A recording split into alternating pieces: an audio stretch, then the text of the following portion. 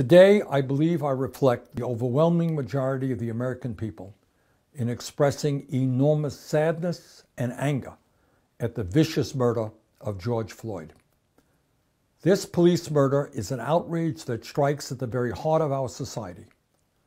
But we have to bear in mind that this one murder is just the latest manifestation of a system that so callously devalues the lives of Black people. Over the last many years, both as a senator and a candidate for president, I have had the privilege of visiting almost every state in our country. In those travels, I have experienced some incredibly beautiful and inspiring moments with the people I met. But I must also tell you that I've had moments which made me embarrassed about the state of our country, meeting too many families in too many communities who have suffered from police violence and social and economic neglect. In most cases, these victims and their families have been denied justice by a system that ignores these ongoing assaults against the bodies and the dignity of Black people. If ever there was a time for us to address this egregious assault on everything our country is supposed to stand for, now is that time. Every killing by a police officer must be independently investigated by the Department of Justice. Every police officer guilty of a murder must be held accountable, including those who stand by and do nothing to intervene.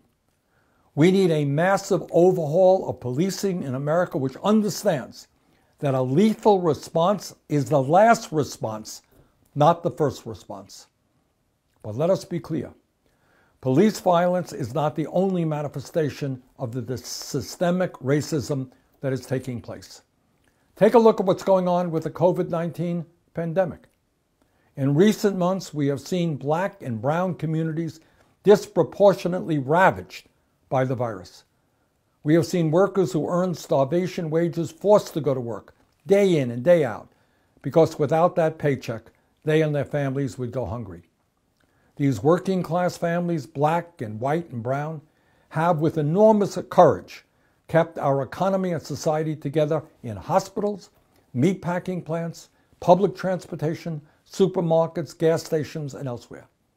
These workers, Black and brown, have risked infection and death so that the rest of us can continue to eat, get our medicines, or put gas in our cars. But when we talk about systemic racism, we're not just talking about Black lives killed by police with no accountability. We're not just talking about Black lives killed by COVID-19. We're not just talking about a third of Black children in our country living in poverty and millions of Black kids going to totally inadequate schools.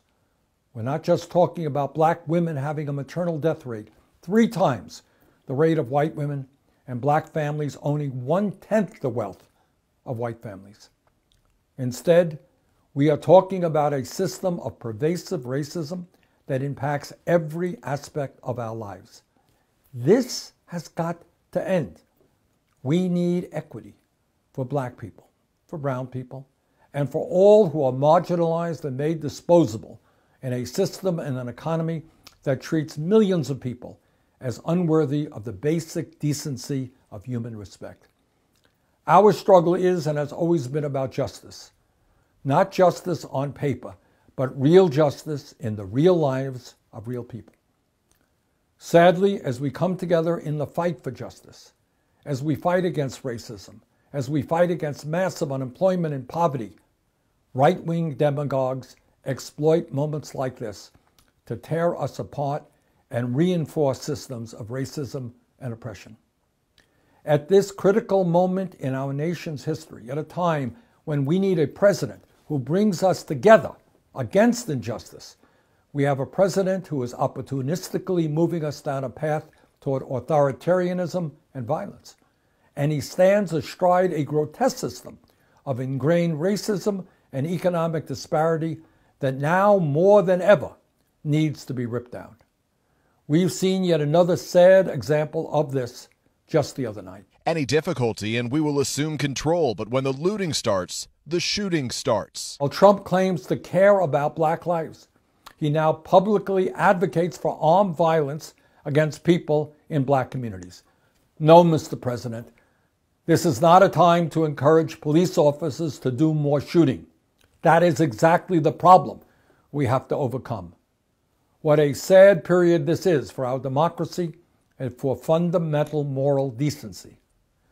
Do I believe that Trump's views reflect the feelings of the people of this country?